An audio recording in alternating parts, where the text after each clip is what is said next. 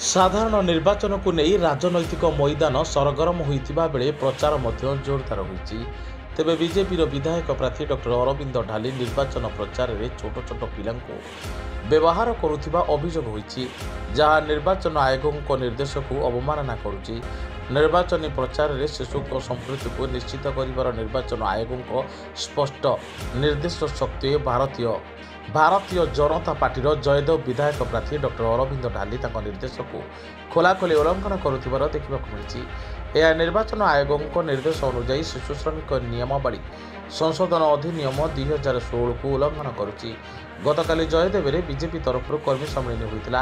ଏଥିରେ ବିଧାୟକ ପ୍ରାର୍ଥୀ ଡକ୍ଟର ଅରବିନ୍ଦ ଢାଲିଙ୍କ ବହୁ ବ୍ୟକ୍ତିବିଶେଷ ଉପସ୍ଥିତ ଥିଲେ। ହେଲେ ଦଳୀୟ ପ୍ରଚାର ନିମନ୍ତେ କୋମଳମତି ପିଲାମାନଙ୍କୁ ବ୍ୟବହାର କରାଯାଉଥିବାର ଦେଖିବାକୁ ମିଳିଛି। ଏହି କାର୍ଯ୍ୟକ୍ରମରେ କିଛି ଛୋଟ ଛୋଟ ପିଲା ବିଜେପିର ଦଳୀୟ ପତାକା ଓ ଦଳୀୟ ଉତ୍ତରୀ ଧରି ଢାଲିଙ୍କ କାର୍ଯ୍ୟକ୍ରମରେ ସାମିଲ ହୋଇଥିବାର, ତାଙ୍କ ସହ ବୈଠକରେ ବସିଥିବାର ଦେଖିବାକୁ ମିଳିଛି। ନିର୍ବାଚନ ପ୍ରକ୍ରିୟାର ଅଖଣ୍ଡତା ରକ୍ଷା କରିବା ଓ ପିଲାମାନେ ଅଧିକାରକୁ ସୁରକ୍ଷିତ ନ ରଖି ରାଜନୀତିରେ ଭେଟରାନ୍ ଥିବା ଡକ୍ଟର ଢାଲି ନିର୍ବାଚନ ଆୟୋଗଙ୍କ ନିର୍ଦ୍ଦେଶନାମାକୁ ଖୋଲାଖୋଲି ଚ୍ୟାଲେଞ୍ଜ କରୁଛନ୍ତି ବୋଲି କୁହାଯାଉଛି।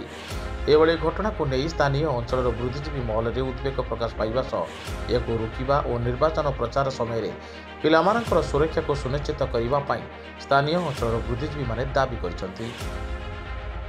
ଭୁବନେଶ୍ୱରରୁ ପ୍ରକାଶ କୁମାର ବାରିକଙ୍କ ରିପୋର୍ଟ, ସାଇ ସତ୍ୟ ନ୍ୟୁଜ୍।